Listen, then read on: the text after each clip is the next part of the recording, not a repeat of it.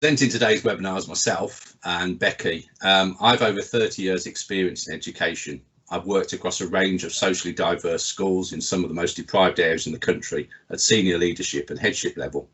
I'm passionate about education and have experience in developing and improving the education in schools, colleges and other educational institutions around the world.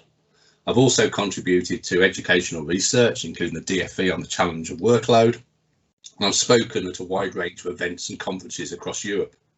My belief is that our children only get one opportunity at education, and therefore we have to ensure our schools and colleges provide a positive environment for learning that motivates and engages our children to develop the skills and attitude needed to succeed in future life. I would now like to take this opportunity to introduce my colleague Becky, who will be co-presenting today's webinar. Thanks, Andy. Well, just a brief bit about me. I've been in education for 23 years now. I spent 6 years as a primary school teacher and on the SLT in an inner city school and a leafy suburb school. So I saw both sides. Spent a couple of years as an education consultant for Nottinghamshire Local Authority, supporting ICT in and across the curriculum in terms of staff meetings, inset days, conferences and training events. And then I spent 15 years as an independent consultant, trainer, advisor around the world at conferences, workshops, training and consultancy. And now I'm an education software account manager at Deventio Education, which is the home of the product that we're talking about today. It's school IP for schools, it's college IP for colleges, and it's university IP for universities. But basically they all do the same job in terms of bringing all of those school improvement activities together under one roof. Thank you very much, Becky. So our big thing today is, why do we need a probationary period when a person has successfully got the job? Well, probationary periods are very much a part of many organisations' onboarding process of newly appointed employees. Schools and colleges are committed to developing and supporting staff to work effectively to meet the objectives of their roles, and many use IP to manage that process.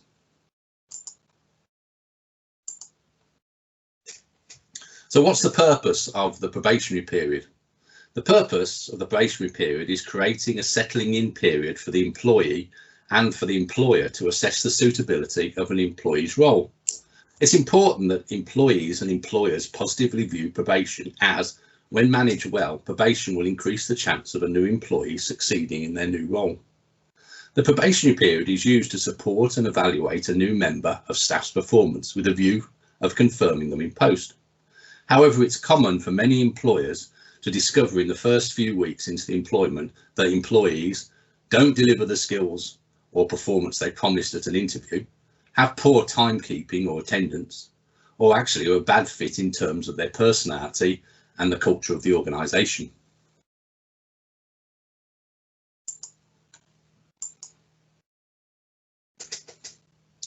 Line managers play a key in it to be a successful probationary period. It's important to remember that the purpose of a probation is to bring an effective employee on board, so the line manager needs to effectively manage the probationary period in order to be successful. Line managers need to make sure they support new employees by making sure they clearly understand the expectations, develop the knowledge and skills needed to fulfil their new role, address promptly any issues before the probationary period ends. The line manager sets out the details of training, guidance and support that the new employee will receive to help them to successfully pass their probationary period. Line managers are best placed to offer the one-to-one support and guidance to new staff to meet the targets and develop new skills. What should actually happen during the probationary period? During the probationary period, a series of formal review meetings take place between the new employee and their line manager. An example of this are meetings 1 month, 3 months and 6 months, with informal meetings also regularly taking place. The line manager keeps detailed records and documentation of meetings, support and training, and all documentation is signed off by both the employee and the line manager at the end of the period.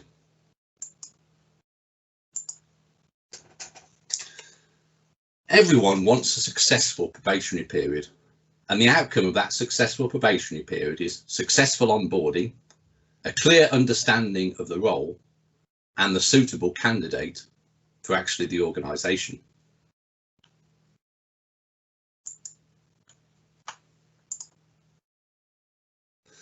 These principles of probation can actually be applied to other areas and used in things like the yearly appraisal process and the newly qualified staff, or NQTs.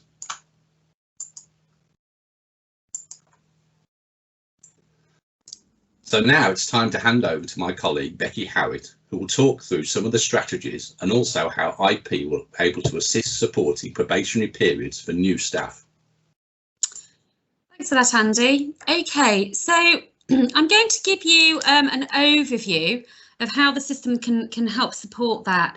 Everything that Andy mentioned, obviously in the normal run of events, creates masses of paperwork, and in creating masses of paperwork, it's really hard to collate that together in any other way apart from using a clever piece of software to enable you to gain the reports and gather the data that's really meaningful across a probation review, or indeed a normal regular appraisal period review.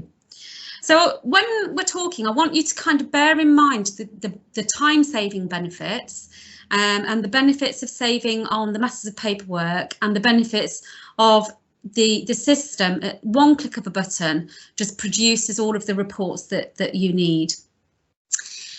So IP supports the probation period in several different ways. It clearly understands the probation period process by setting it out in a step-by-step way. It helps the member of staff understand, record and monitor expectations. And it also provides mentoring and support, additional support over and above the line manager where necessary. And it can guide staff through a step-by-step onboarding process. And it can also help by identifying and allowing for prompt resolution of issues should any crop up and should any occur. So nothing is left to dwindle when everything is so clear and concise.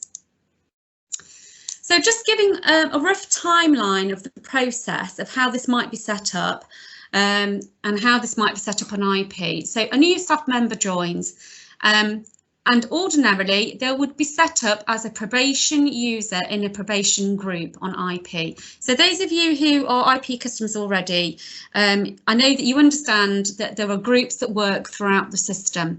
So you would set up a separate group called a probation group, and that member of staff would go into that probation group just so you can analyse that data separately outside of your regular staff body. So a probation period review would be set and opened, and that would be set for whatever period of probation that you give it, whether that's a 3-month, a 6-month or a 9-month. And it can always be extended as well from one to the other if necessary. Those dates can be changed. And then throughout that probation period, something that Andy mentioned that was really important was the regular reporting, the regular recording. So this system is brilliant for recording a snapshot of data at regular intervals. Now, for some, that might be weekly check-ins, so we can call that check-ins. For others, it might be more spaced out interim reviews. OK, so that's an overview. Let's dig a little bit deeper into having a look at the IP functionality. So this is the outline, the overview of how the system can help the process. So first, a probation period review would be set and opened with the line manager one-to-one, whether that's in person ordinarily or whether that's on Teams during times like these. And then other people, as well as the line manager, can be set as a collaborator in that probation period. And that's to support that probation member of staff throughout that period of time. Specific probation competence and standards can be set, as well as specific probation objectives that one must meet in order to pass the probation period. Observation and monitoring forms might be important to your organisation to be set during that probation period, as well as some 360 review documentation that others are filling out monitoring forms on the probation member of staff. As we've mentioned a couple of times before, the system allows you to undertake and record regular check-ins, as many as you want and as in-depth as you want. But most importantly, overarching all of this information, this system at the touch of a button allows you to gather and analyse data and produce reports of an individual, but also of multiple probation members of staff if you happen to have them at the same time. So it takes away that real headache of having masses of paperwork and trying to make some sort of realistic and conclusive evidence gathering against that. And then you would come to the end of that probation review, at which point then that member of staff would either pass or not. And if they passed, they would then go on to your usual staff body yearly appraisal review. OK, so I'm just going to go into a little bit more detail about what that means. So let's have a look first about opening probation reviews and setting collaborators. I'm not going to go into the system in too much detail. I just want to give you a food for thought about how this is handled. OK, so I've got Marie Hughes here, and Marie Hughes is the probation mentor, and she is line managing this probation member of staff. So she's looking into the work area of Steve Farm. He's this probation member of staff, and we can see that in his work area he's got all of these different areas that make up the whole of his probation.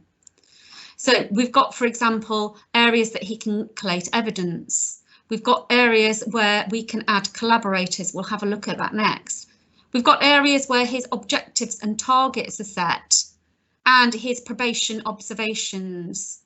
We can separate his 360 observations in this area, and here we can place his standards or competencies.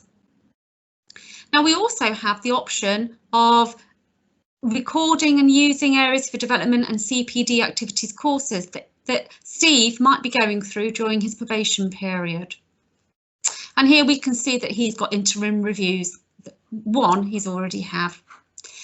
OK, so let's go back. We're going to have a look at collaborators. So collaborators is really useful in the instance during a probation review to offer extra support to that staff member, and it might come from a specialist member of staff. So to do that, we would go to what next? We would add a collaborator, and I can select my collaborator from the subject or a user group, but I would just select them by name, and I'm going to select Jessica to support Steve through his probation period, as well as the line manager. And I don't want Jessica to see everything in Steve's probation review. I want just her to see the objectives and view them. But I want her to also help with some areas for development, because Jessica's recently done her probation and she can help Steve with that. So I'm going to hit save, and that sets Jessica up as a collaborator into Steve's area. OK, so what does Jessica see?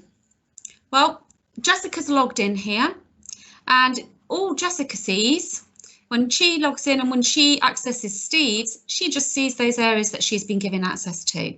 So it's all organised on a permission type structure where people only see what you need them to see. And she can see the areas for development, as you can see here. and she could see activities and courses as well. Okay, let's move on. So, as well as setting collaborators, most staff members will be set a list of competencies or standards to at least be made aware of, but also review themselves against during the probation period. So this is what the standards page looks like. So we can see that we've got standards that have been attached to this member of staff here. And we can see that we've got a reviewee rating. So when Steve Farm, the probation member of staff, logs in, Steve can pitch himself against the probation standards. He thinks he's successful at the first couple. When the line manager logs in, they can give a reviewer rating. And it's these two ratings that show in this spider diagram here. The pink rating shows the reviewee's rating, and the grey rating shows the reviewer's rating. And it's this disparity here that would be the interesting topic conversation opener. So we can see very, very quickly at a glance how Steve is doing with matching these competencies. And ideally, of course, we want those competencies to meet, and we want them to meet on the outside, being the highest rating. Now you can set up your list of bespoke probation standards or competencies very, very easily in this system. And as with lots of other areas, it's completely bespoke to match the needs of your organisation.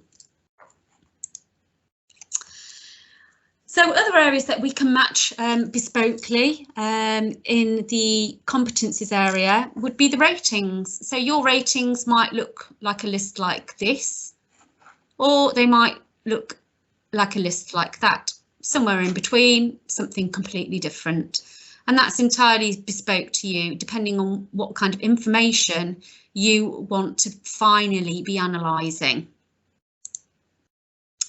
Okay, I'm going to move on to setting probation objectives and targets. And for those of you who've been using IP, this works in exactly the same way as you'd set targets or objectives for main body staff members.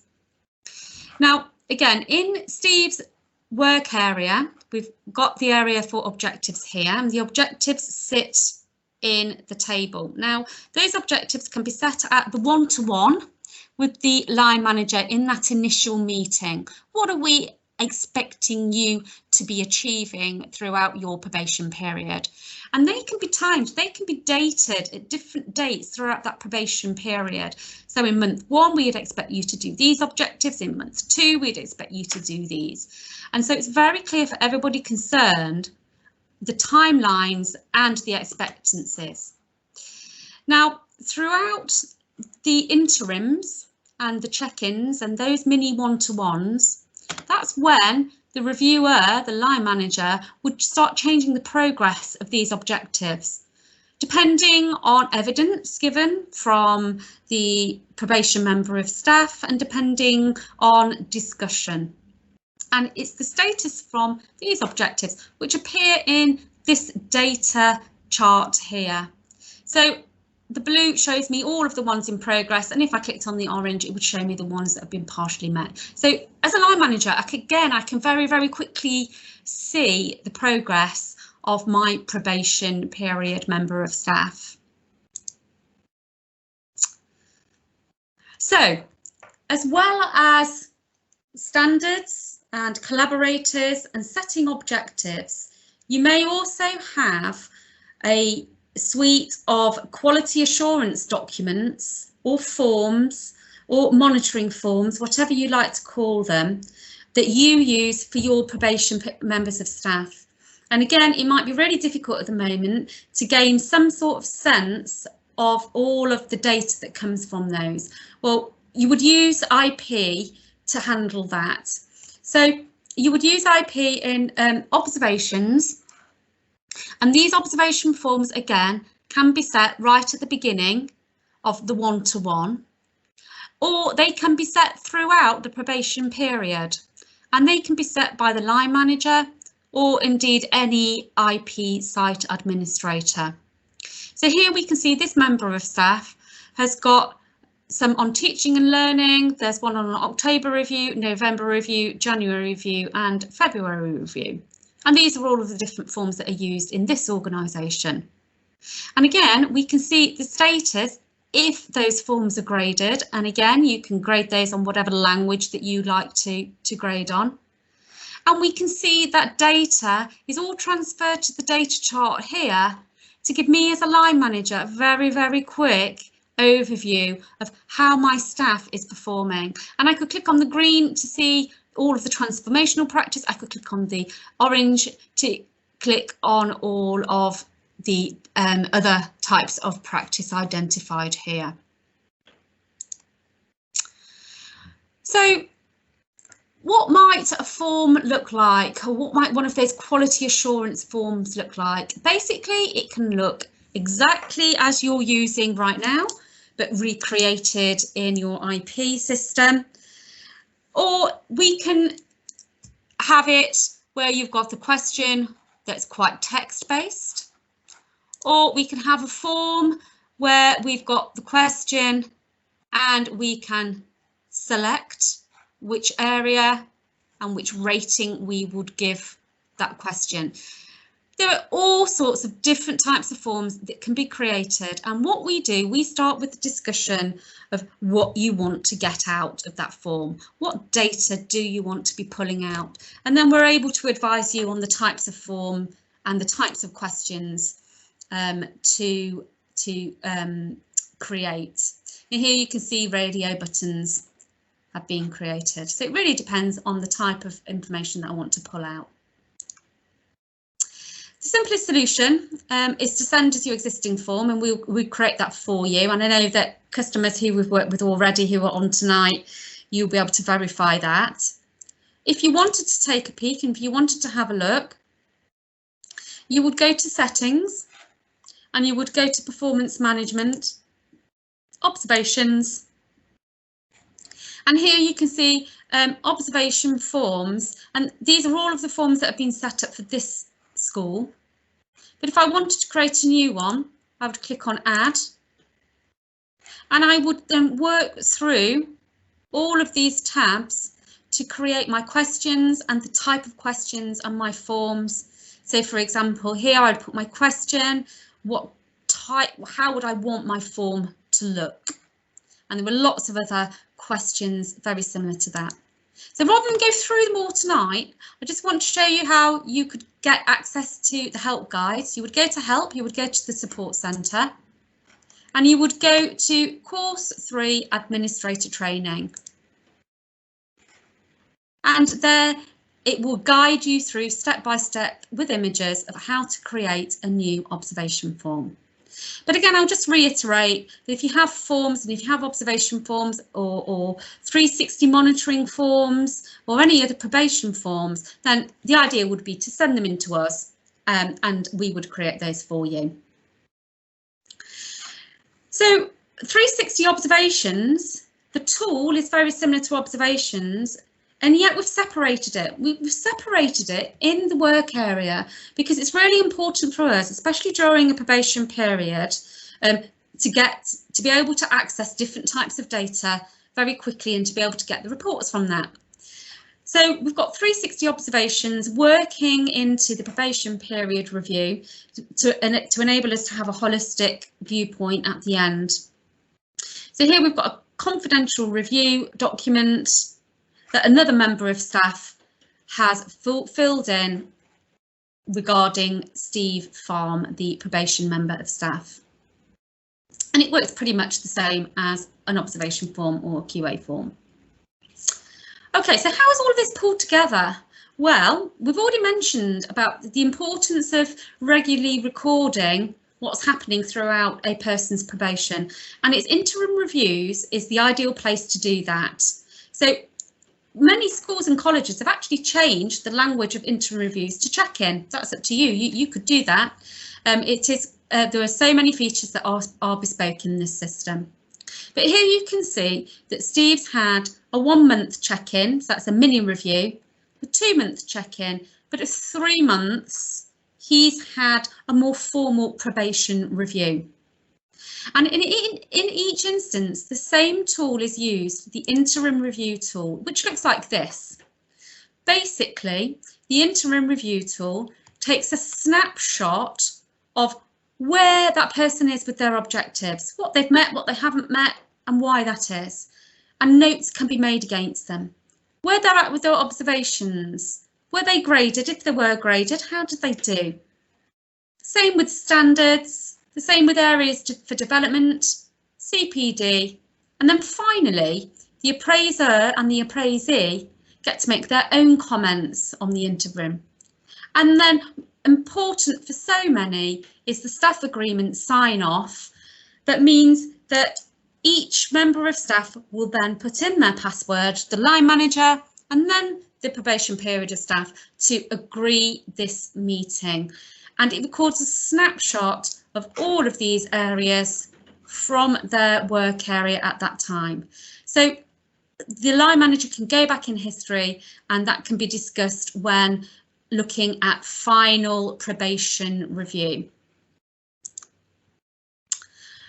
Okay, so the higher level analysis is very easy to do in IP. So when you've got masses of paperwork, when you've got a lot of data to compare and contrast, it's very, very difficult to do unless you do have a sophisticated software system to allow you to do that. That's where IP comes in. So it's in my reports. Usually the leadership team has access to that, but anybody who doesn't have access, who needs access, that can be given very, very easily. So what kind of reports can you see? What kind of reports can you pull off? Well, IP has some preset reports that you can pull off for the individual, or if you've got a group of probation staff, you can pull off those reports per group. A user can create bespoke reports, utilising a very sophisticated filtering system. A user can analyse a single form, or can analyse data across multiple forms. So basically, it's as wide or as narrow as you wish. And I think if you just think of data in, data out, in whatever format you wish, IP can do that. So the data that can be analysed on all of the probation activities, you can analyse the probation forms, whether they're the observation forms or monitoring forms, 360 forms or wellbeing surveys. They can all be pulled off in a report and analysed. All of the objectives can be pulled off in a report. You can find out how your probation staff are doing. Are they meeting their objectives? Are they on track? And the same goes with competencies. How are they reviewing themselves? Do their reviews match your reviews as a line manager? And all of those reports can then also be put together in one final report for each member of staff. So you get a holistic whole overview of that member of staff on one report. So, for example, let's have a look and just to focus on what the report might look like coming from a quality assurance document. So here's an observation report from a probation period. OK, so this one, the form should be completed by the probationer's line manager after the probationer has completed 4 weeks service and again at 3 months. So this is used twice. So how would I gain the data from that? I would go into my reports and I would go into observations. I've just blanked out the staff members here because it is from a school. But you can see this school here has used these different reviews. One's called probation review form, one called second probation meeting, etc. So what I want to do, I want to pull all of the information from a particular form. So I'm using my filter here. And I want to have a look at all of the information just coming from my probation review form. And this is the information that it brings up. OK, I can see very quickly the overall grade. Okay, and I can see very quickly who's completed that and who hasn't. So I can see that these members of staff haven't indeed completed that. Now I can also drill down further into that form and have a look at each individual question, each individual comment. I could have a look at the staff with overview observations. Why haven't they had this yet when it should have been at a specific period of time? And staff without observations. So I'm going to have a look at question breakdown, just to show you that data donuts, the data charts, are brought back for each question on that form, hence question breakdown. So I can get an overview of where we're at.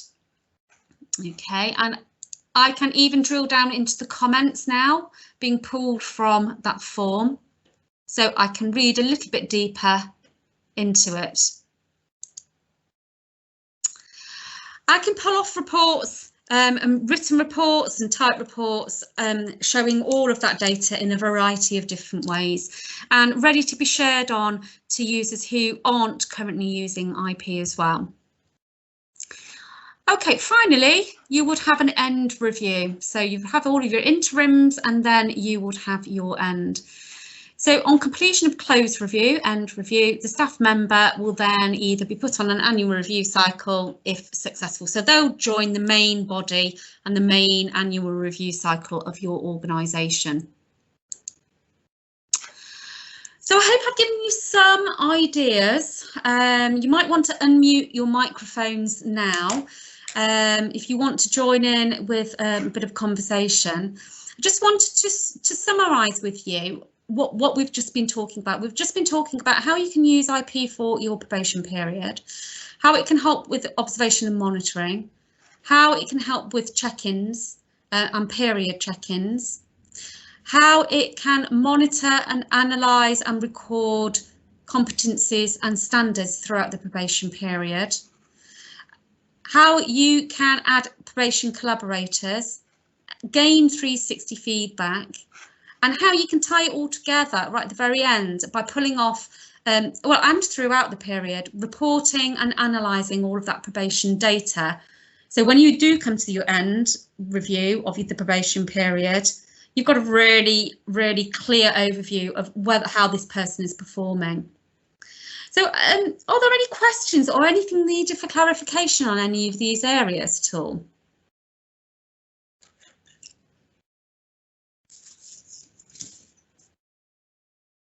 Or if you want to share any of your thoughts on any of those areas, if that's something that you've been thinking about for some time and you now think that this is suitable for you and your organisation. Angela, you've got your hand up, thank you. Yeah, I was just, we actually do run our probations on college IP, but we've taken a slightly different approach. So I just wanted to throw that into the mix. Okay. I can see pros and cons with either, but we haven't created a separate group for staff on probation. Okay. Because we obviously have a wide range of staff. We don't just have teaching staff, we have a large number of very different types of support staff. So there would be quite a mishmash of people if they were all in one group together, and you couldn't identify standards that would work for everybody. Yeah. So our approach would be more to get them straight into the group that they are a part of naturally and need to aspire to fully engage with. So so they just go into their regular groups. And in terms of the probation, we've given guidance to our managers around following what you're suggesting, really. So the interim review process we find is really, really useful for those probation meetings. Yeah, that's good. So what we do is in that first week, we introduce, the manager introduces them to college IP and opens the review like you would with any member of staff and sets the targets for their probation period. So we encourage managers to think around what targets, where do you expect or want this member of staff to be by the end of their probation period, and set targets accordingly. I think the other thing that you haven't perhaps touched on, but which we find really useful, is in the targets themselves, there's that tab where you can set specific actions under each target. Yeah. So we use that as creating those very practical small stepping stones towards the main target, so that in the interim reviews, you can demonstrate progress towards that overall target. by looking at how they've got on with the actions. Yeah, thanks for bringing that up. That is a really useful tool. It is a very useful thing. The only thing I would say is the one thing that is I don't know if this is something that is worth looking at in college IP for development, but at the moment, when you're in an interim review, you can't actually access the actions. You have to come out of the interim review and access the actions via the target.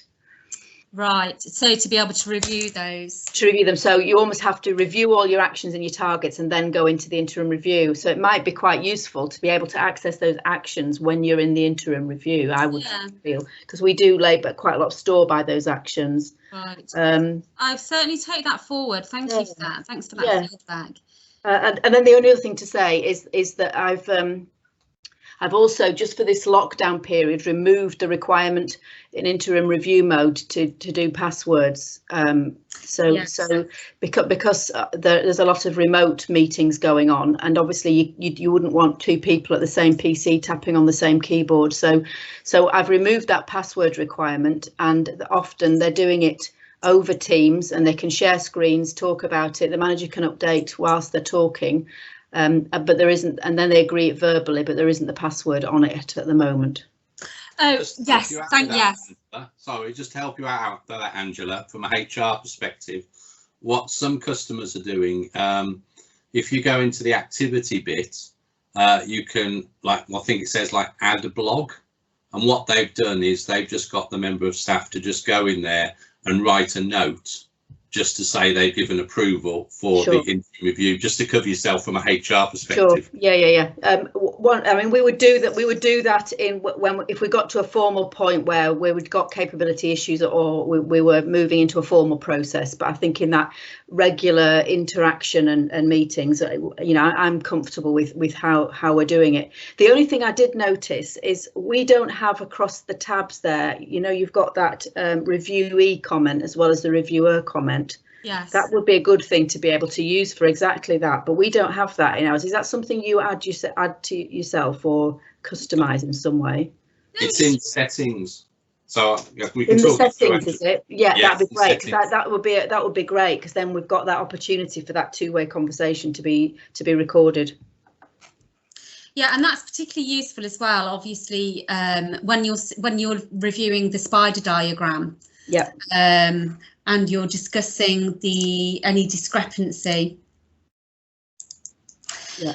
Thank you, Andrew. Thank you for that. So, Michael, can I just ask you a quick question? How are you planning on implementing? It was we saw it advertised in the latest release, and one of our big things is that we have a number of NQTs each year, so it was just a way of perhaps looking at it to see whether we could put our NQT process on school IP, so it's just then a natural flow through the years as we go through. So what you showed us today is a great help. So we'll sort of sit down with the people that are involved and see if we can get it on, what forms and what areas and things that we can perhaps do moving forwards next academic year. Yeah, we have a lot of schools using it for their NQTs, and we've also got several school-centred ITT centres using it as well. So when teachers are during their training, so they're all pretty sort of similar areas: probation, NQT, and initial teacher training, and it's all used in a similar sort of way.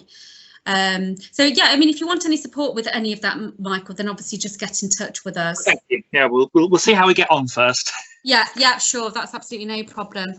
And how about you, Holly?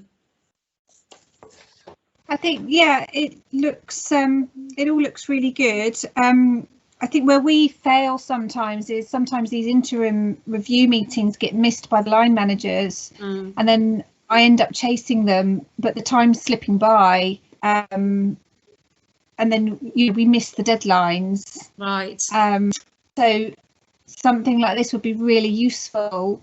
Yeah.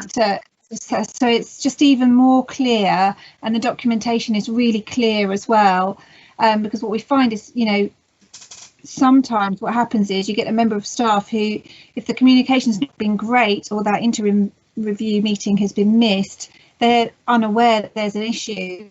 Yes, that's or that true. Management feel there's an issue, and it's come sometimes as a surprise to the member of staff because the communication's not been there, it's not been quite transparent, so I can see where this would really help in those situations. Yeah, as well as just keeping us a bit more on the ball with it all. So a way that the SLT can review whether interims have taken place or not. Are you aware that if you go to home, if you're logged in as an administrator, for example, and then you would go to the My Staff, you can see all staff. Yes. And then one of the columns in that chart tells you how many interim reviews have taken place and the last date. So that's pretty useful. That's really useful. Yeah, really useful. Yeah. So that's sort of how you would find that. And going back to what Angela was saying as well, obviously it's most likely that interim reviews should have taken place during these lockdowns. A good piece of advice from Angela would be to turn off that password acceptance and or train your staff in passing the presentation tool on Teams or Zoom, so they can put their password in. So there are 2 ways around it. Yeah, Holly, if you are stuck, I think you're my customer anyway. So if you want to arrange a session, we can do that, sort it all out for you. Thanks, Andy. Angela, did you have your hands up again? Well, I'm just trying to think what I was going to say now about, yes, I think what I was going to say was we have the same thing where we've got managers who are absolutely on it with the probations and then others who miss reviews, and sometimes college IP doesn't necessarily help get them better at that, but it does flag it perhaps to you as the administrator more readily. But one of the best practice out the managers who are really good at this, I find, and who've really sort of taken college IP on board, they actually, when they've got a new member of staff starting, they actually book in those interim reviews ahead of time, so they're actually in college IP in advance, so the dates are all set and ready and both parties know they're in the diary, but they're also set up as blank interim reviews ready, so when the time comes they just go in and do it, and they know that if they can't make that date they've got to just change the date. Yeah, that's a really good idea, and that will then flag up to each member of staff that is something that needs to be completed. Exactly. I've just been telling all of our management group that that's the best practice, but they're not all doing it yet, but 1 or 2 are. Yeah.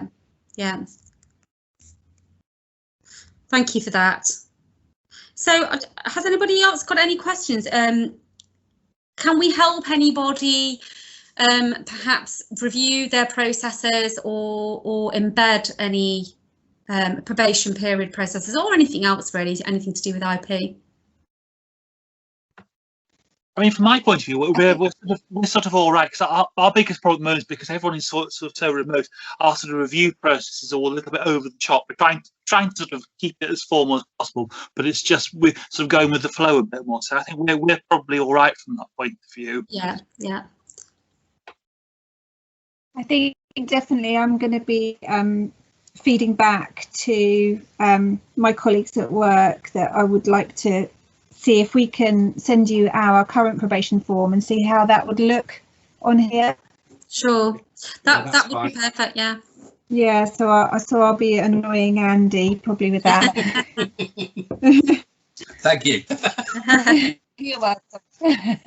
And Angela, it sounds like you've got your processes pretty licked already. Certainly on probation, I'm quite comfortable. There's other areas where I know we've got to make more progress, but yeah, no, I'm quite comfortable with how we do probation and how we've managed to streamline it through college IP. I mean, we have, as you suggested, got rid of a very cumbersome piece of paperwork to record probation, and now it's so much more straightforward. And so the next stage really is getting that universal buy-in, isn't it? And it's still the case that some lag behind others, but that we'll get there. And I think that's life, isn't it? Of course it is, yeah. Sometimes I've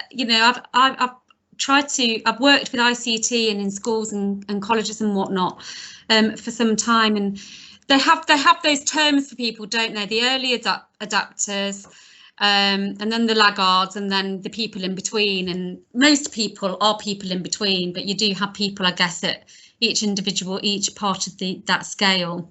Mm.